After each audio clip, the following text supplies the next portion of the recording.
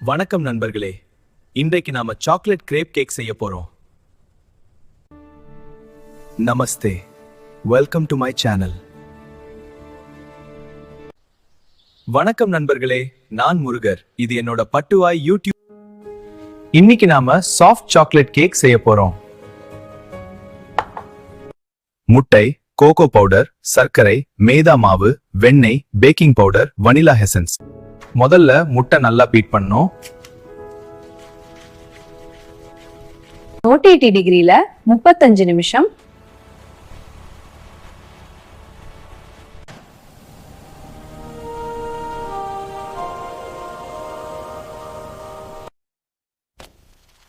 அன்போட செஞ்சா கேக்கும் தெய்வீகமா இருக்கும்.